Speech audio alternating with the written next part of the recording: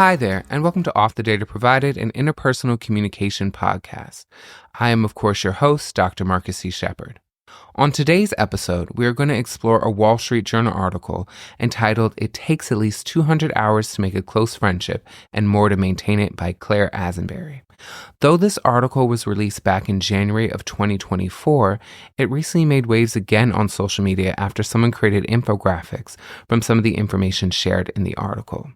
So as we delve into the article, I just wanted to make sure that we are aware of some of these key terms I'll be bringing into our exploration.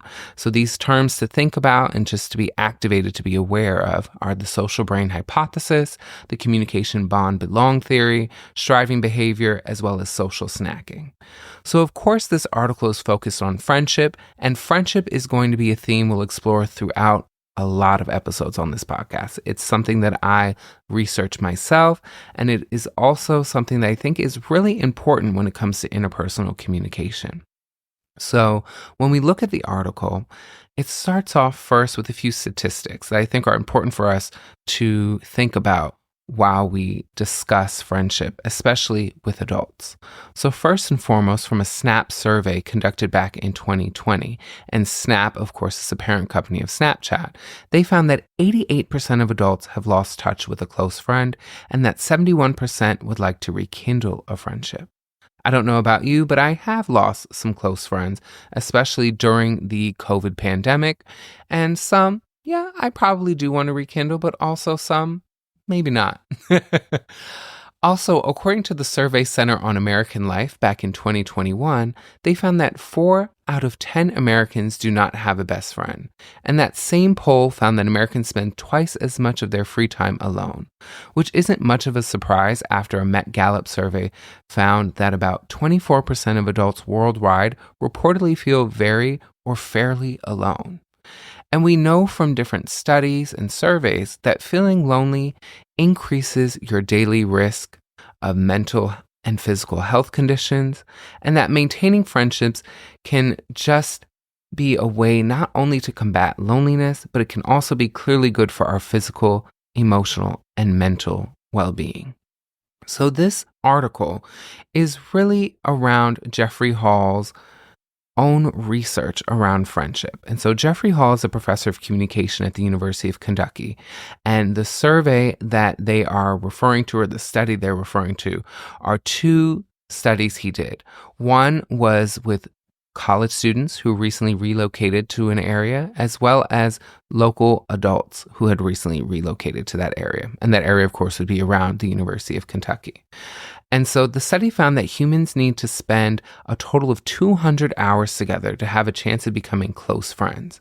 And so Hall draws from the social brain hypothesis, as well as the communication bond-belong theory to help establish his theoretical underpinnings of the study. And so before we delve into what those theoretical ideas are, I also think that it's important to note that this study was conducted during the 2010s, the later part of the 2010s, as this article was first released. His academic article was first released back in 2018. So I do think it would be interesting to see how social media impacts this, and we'll unpack that later.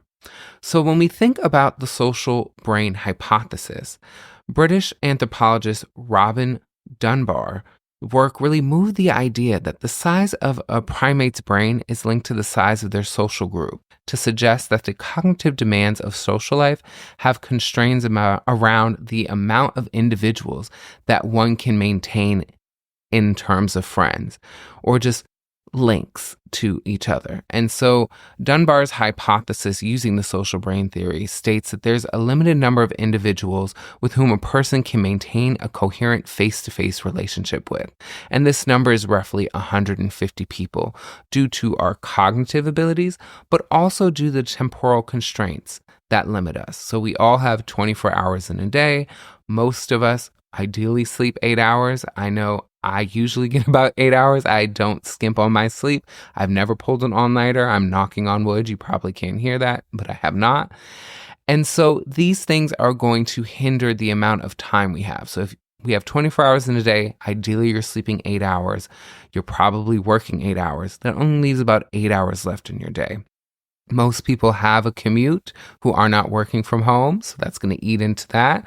You also have to eat, shower, decompress, right? So we have a limited amount of time every day to spend.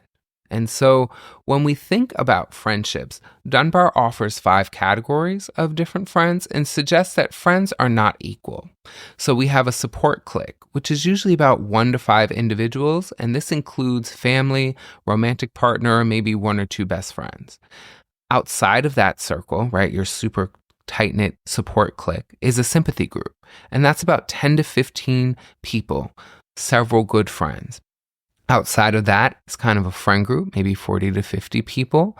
These are going to be maybe people you hang out with or go out with, but you don't really engage outside of that activity. So if we think about our first episode where we talked about I, it, I, you, I, thou communication, I would probably argue your friend group in terms of Dunbar's hypotheses are going to be those people you do that I, you communication with. You engage with them due to the role that they serve. Where your sympathy group and clearly your support clique are going to be that I, thou communication, that interpersonal communication, which is really our focus of this podcast. And so outside of that friend group, then they have this term called clansmen, which is about 120 to 150 people. And then outside of that are acquaintances. And so when we think about Hall's study that the Wall Street Journal article is kind of extrapolating for the masses, he is taking into account that in order to kind of create those people that would be in your sympathy group or your support clique, it's going to take roughly 200 hours. And so in addition to relying on Dunbar's work, Hall also uses his own work with Davis in terms of the communication bond belong theory. And this states that both the amount of time and the type of activity shared with a partner can be thought of as a strategic investment towards satiating long-term belonging needs.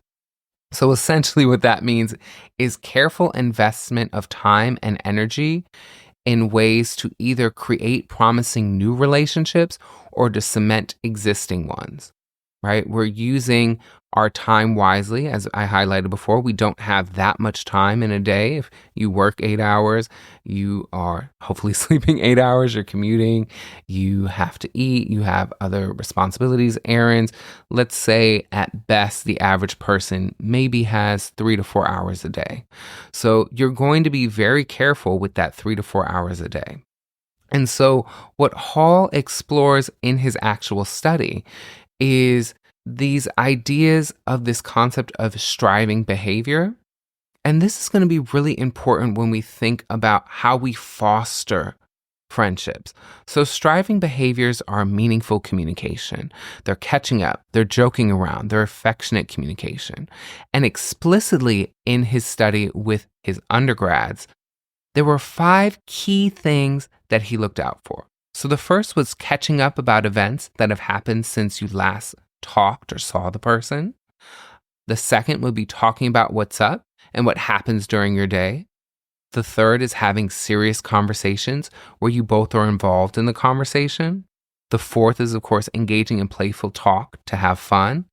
And the last one, the fifth one, is talking in a way that expresses love and gives affection or attention.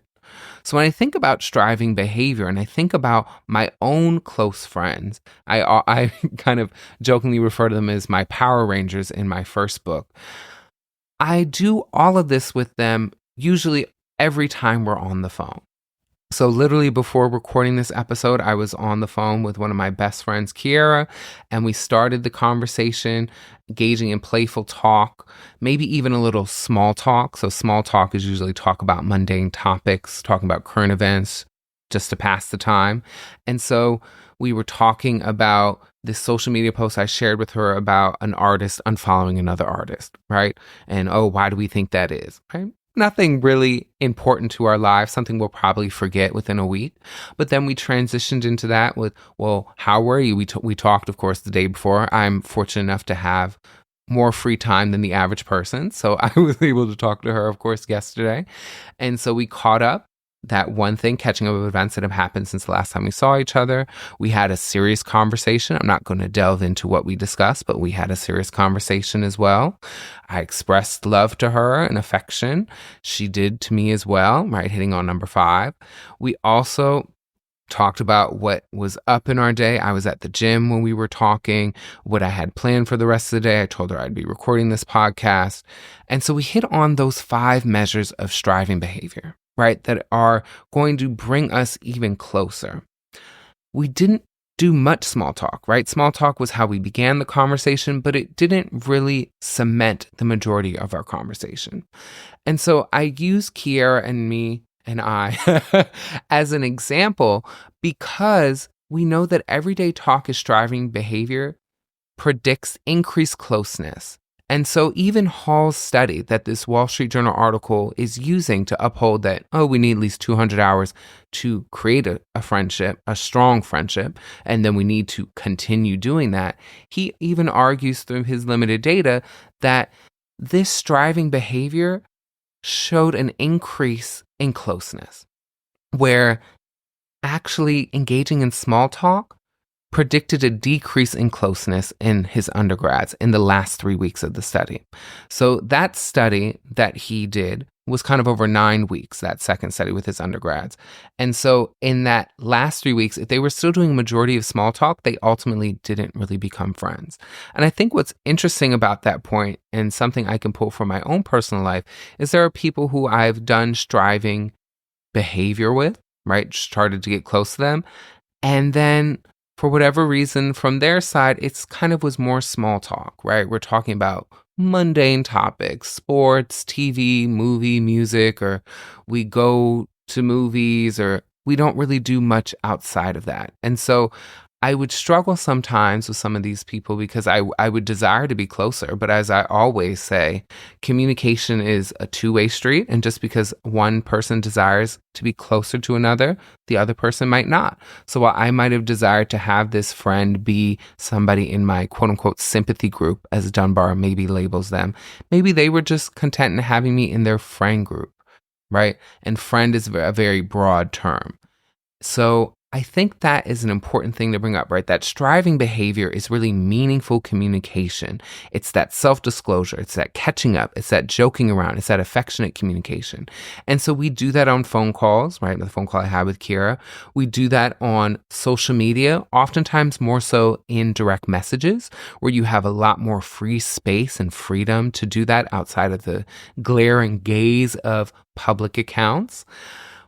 But when I also think about friendships, especially on social media, 2 of my close friends, Darius and Zamir, started off on social media. And so we started off with small talk, mundane topics.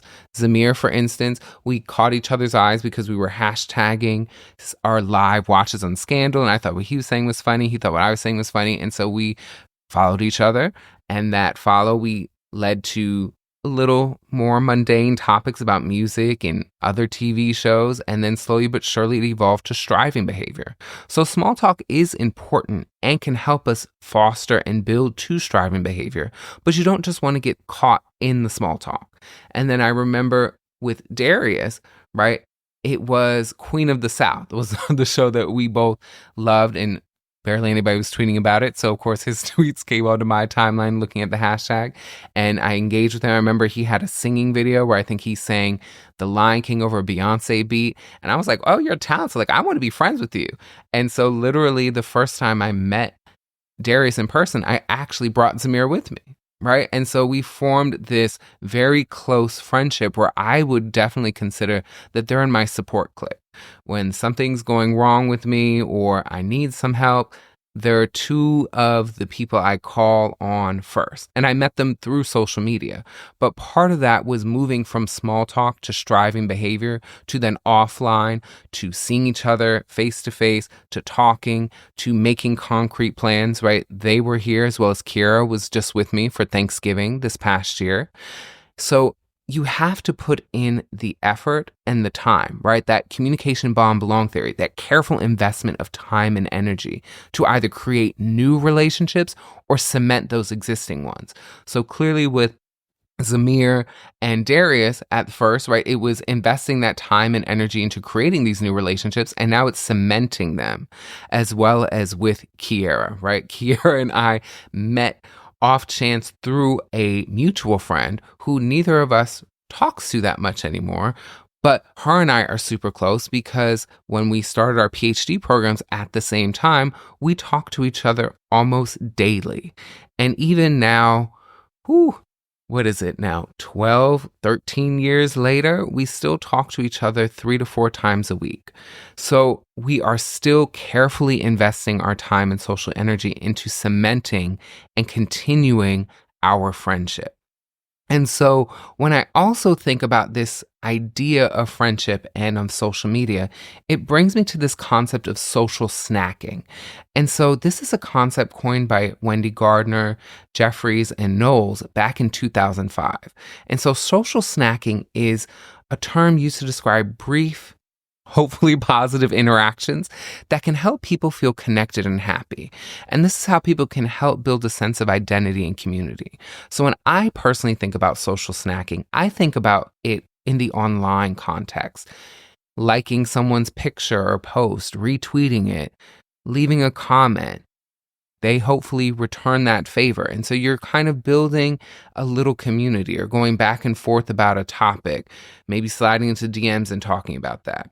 But we also know originally the concept of social snacking was really about more in-person communication. And so examples of social snacking might just be smiling or waving at a neighbor or somebody, saying hello to somebody you're passing in the street, or, the head nod that some of us give each other, making eye contact with someone while they're wearing a mask and kind of smiling with your eyes or smizing. Shout out to Tyra. Having maybe a brief conversation with someone when you're waiting in line. Or what are you here for? What did you get? So on and so forth. Maybe playing peekaboo with a little baby or making a video call with a loved one.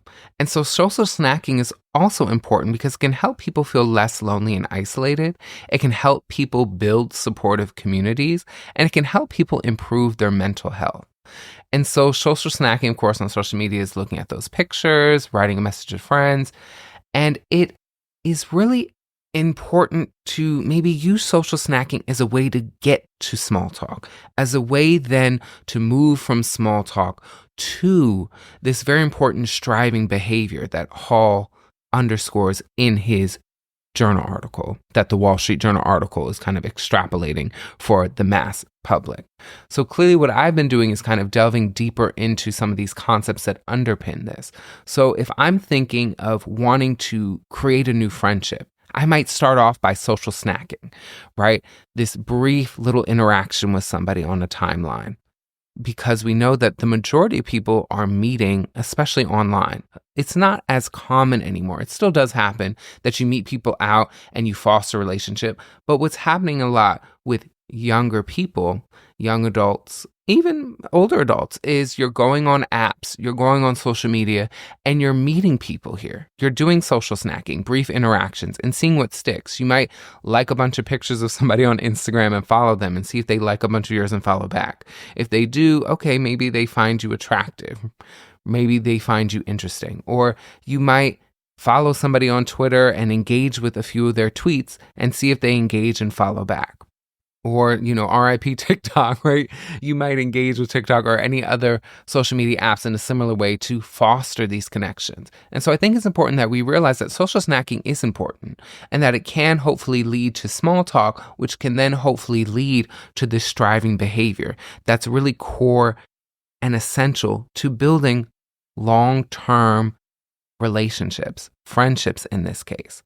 So when I think about this loneliness epidemic that a lot of people are highlighting, some of the issue is essentially people are stuck in this social snacking or small talk and aren't diving into this striving behavior, aren't having meaningful conversations with self-disclosure, aren't truly catching up, aren't joking around, aren't offering affectionate communication. They're kind of stuck talking about TV, sports, movies, pets, maybe a little politics or, oh, did you see this on social media or this funny meme? But they're not moving past that. And so while you might have a brief feeling of inclusion, you ultimately are just left as a snack, right? It fills you up for a moment, but not for a while. So we want to move past that. So with these theories and concepts in mind, Hall discovered that humans need about 40 to 60 hours together for acquaintances to become casual friends. And the hardest part he discovered was elevating a casual friend to a close one. And so I know, for instance, that I have ride or die friends, right? I have 4 friends in particular that are super close. Well, I should say 5. I consider one basically a cousin, even though he's not. But I have 5 friends that I know kind of ride or die. If I need them, my test of that super close click, right? That support click for me is if I call you at midnight or 1 a.m. and I'm like, I need you on the next flight. Something happened. Would you? I know those 5 people would do it, right? So we've shouted out Kiara, we've shouted out Zamir, shout out Darius. Of course, Janine, Dr. Anderson, she'll hopefully be on the podcast at some point.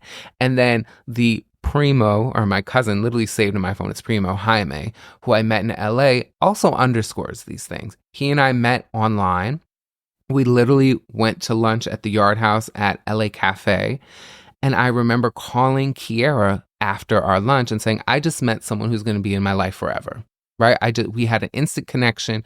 We, of course, online when we had initiated was kind of social snacking, liking pictures, talking a little bit, mundane topics, that small talk. We moved from that social snacking to that small talk. And then when we met in person, we just engaged in that striving behavior. We were self-disclosing, talking about our lives.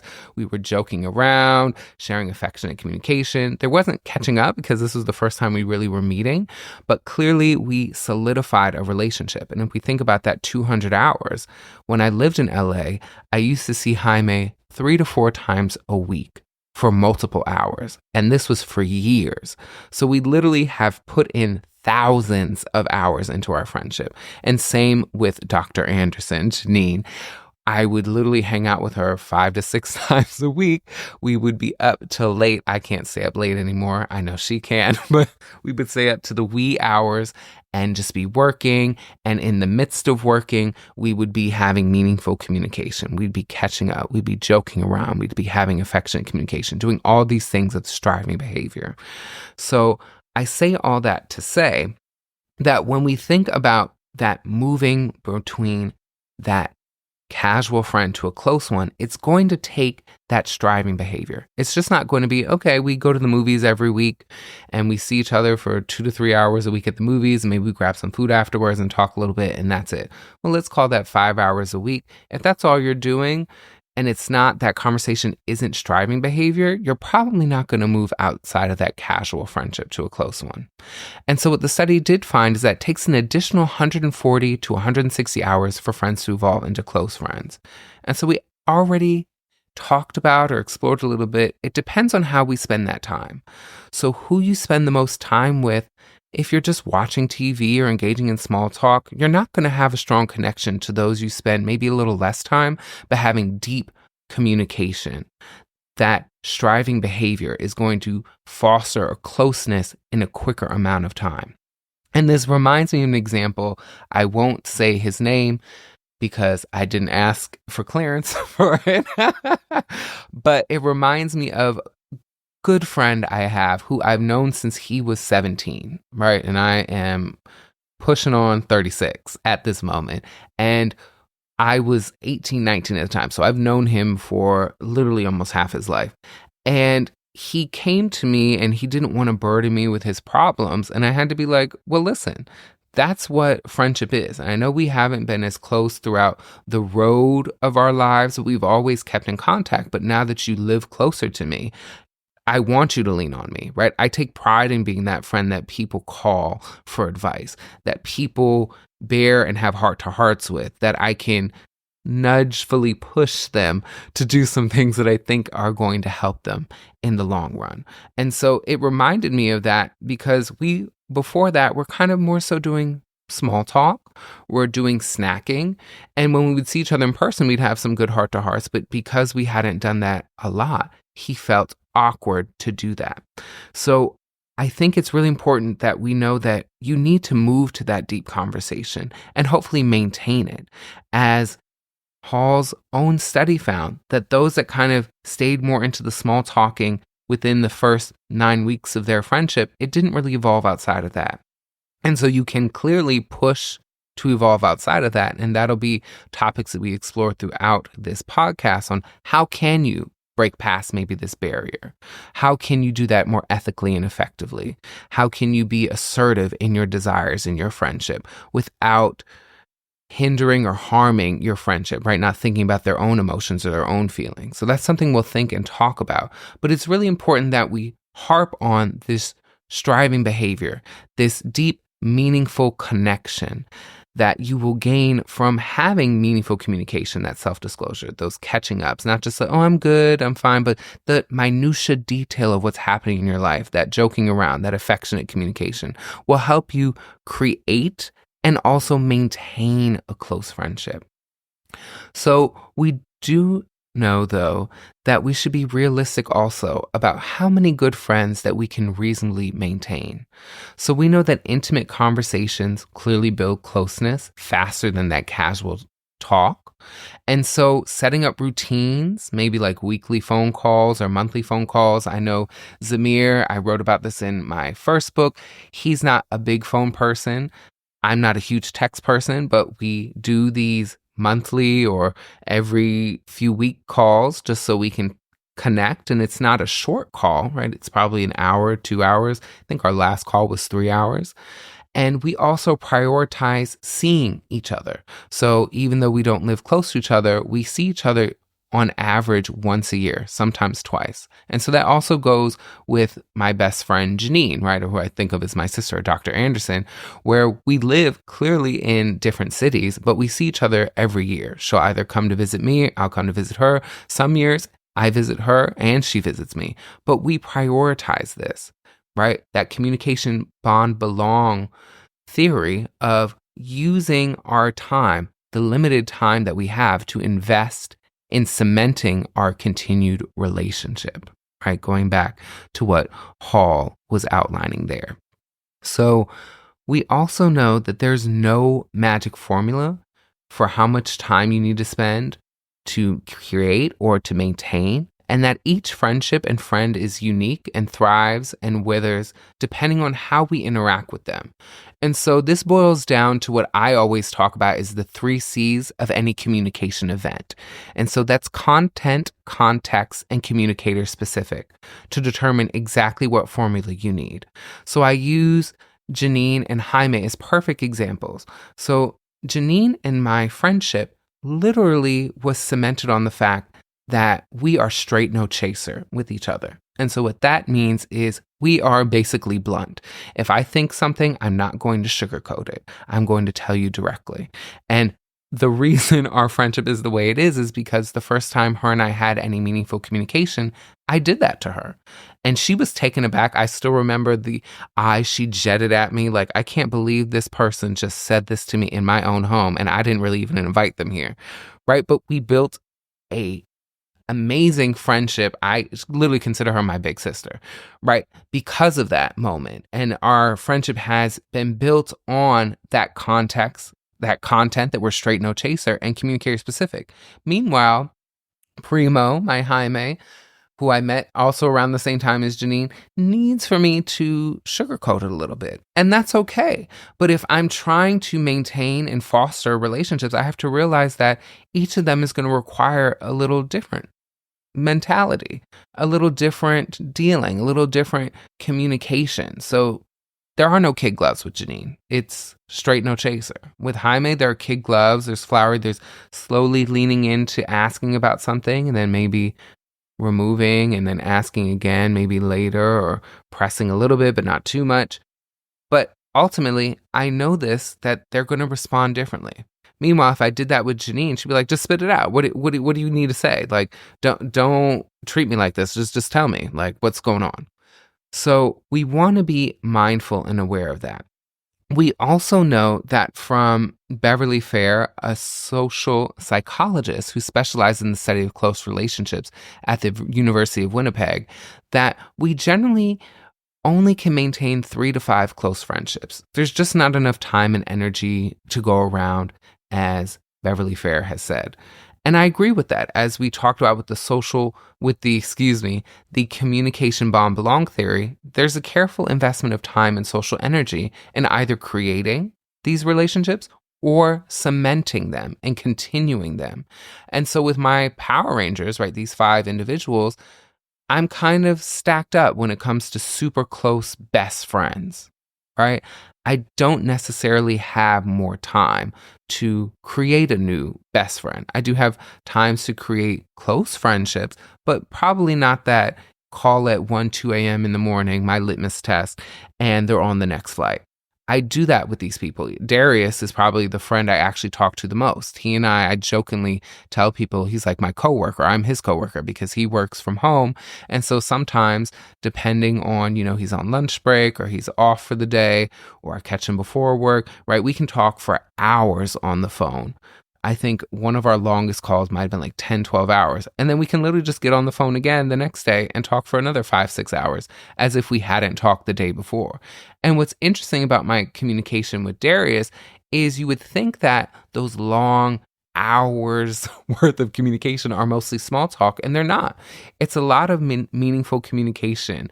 It's a lot of joking around. It's catching up. It's affectionate communication. He's sending me pictures. Well, which one should I post on social media? I'm sending him pictures. Which one should I post on social media? Hey, can you edit this? Because he's great with graphic design and he's great with editing, photo editing. Yes, we sprinkle in that small talk, but it's actually a lot of striving behavior that we're engaging within. And of course, because of the life I lead, right? I'm a professor. So usually 3 days a week I'm working. Those other 2 days in the week, I'm kind of free. So I have a little more time than most people. And so even when I remark on the time, I remember one of my friends was like, well, I can never be on the phone with you for 3-4 hours. I was like, well, that's not the expectation I have, right? If we go back to my 3 C's of communication events, right? Context, content, communicator specific. I don't need to spend 5-6 hours talking to you on the phone because we've already cemented our relationship in a way. And I also am aware that if I really need you for a 2-3 hour call, I'll get that. And she understood that. So we also know clearly from these explorations of my own personal life that deep interactions clearly can accelerate your timeline. So with Jaime, for instance, as I mentioned, I called Kira after our first meeting and was like, oh, this is going to be someone in my life forever. And here we are well over a decade later, and he's still one of my closest friends, right? We formed closer bond in less than 200 hours, but we maintained it through all of these hours. And so it really depends on how you spend the time.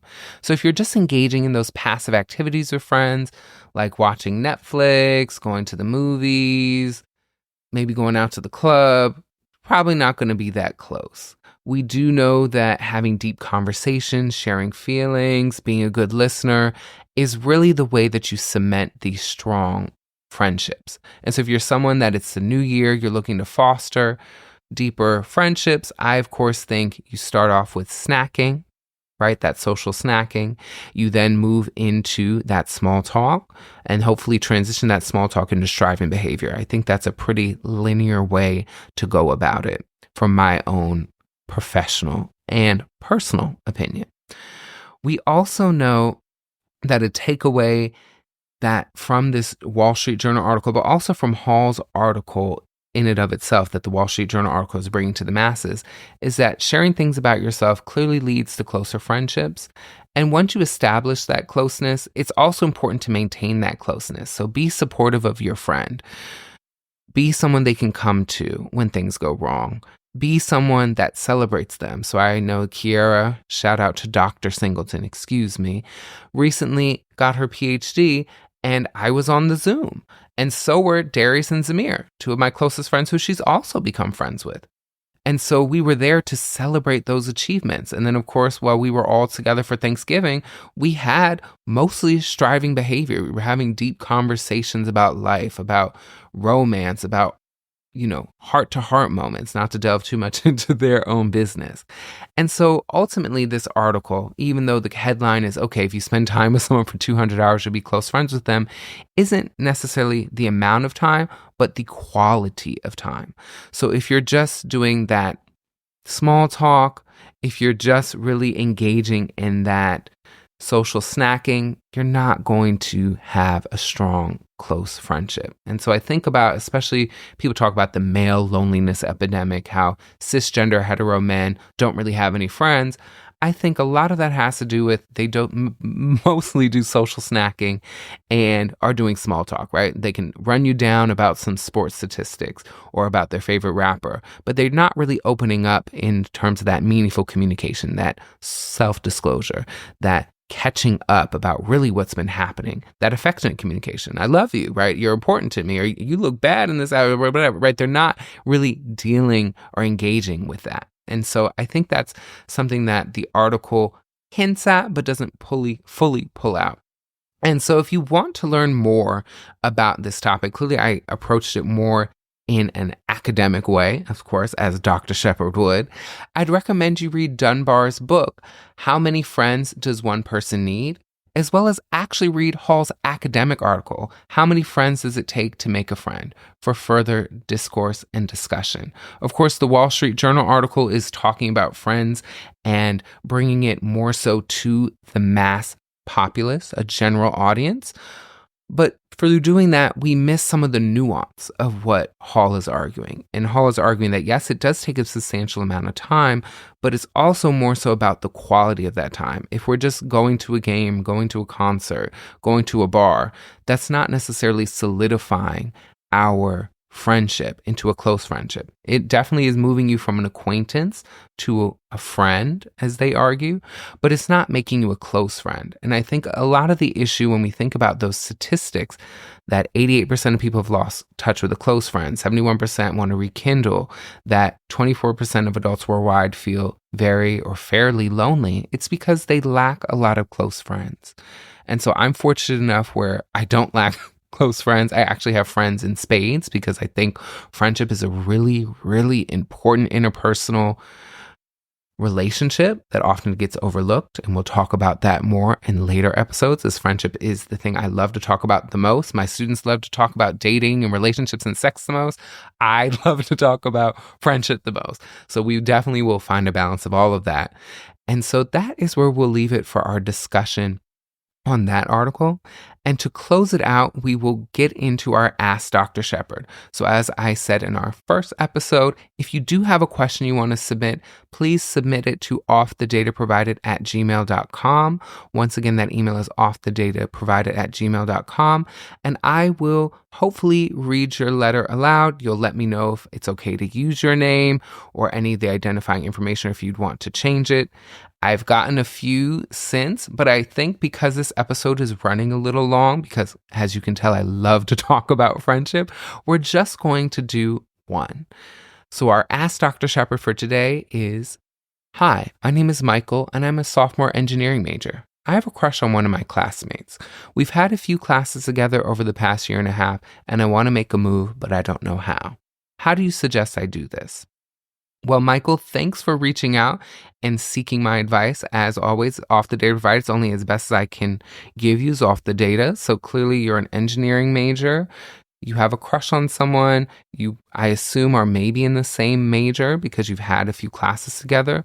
But also in college, sometimes you do a lot of your general electives at the beginning, so maybe you don't. How I was just going about this is hopefully you've talk to your crush. Hopefully you've initiated some type of communication. So even if we think about some of the theories and concepts we talked about, you might want to start with a little social snacking if you haven't. So you might smile at this person, you might wave, you might just say hello. Maybe you're waiting to get out of class. I know if it's a big class, sometimes you're stuck in kind of lecture hall moving. You might chat them up a little bit, ask them how their weekend is. And depending on how that goes, if you haven't already initiated this type of conversation, I'd move then into the next layer of small talk. Small talk, of course, the mundane topics, nothing too much, but slowly but surely start to self-disclose and inquire a little bit more about this person.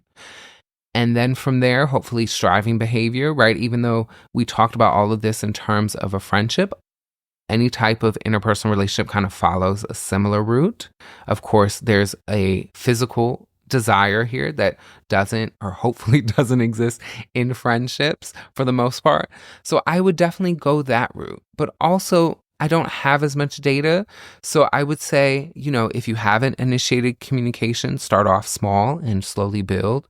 But also, if this isn't maybe a big lecture class or these are really small, intimate classes, I might also think about, gauging of when is the right time to do this. So as a professor, right, I like to think of my courses as learning communities, and I've actually had my hand in fostering some long-term friendships. I remember one student had a baby shower and she invited her group mates to the baby shower, and they actually went and they told me about it. And there have also been a few couples started in Dr. Shepard's classes, just due from the type of activities I have my students do.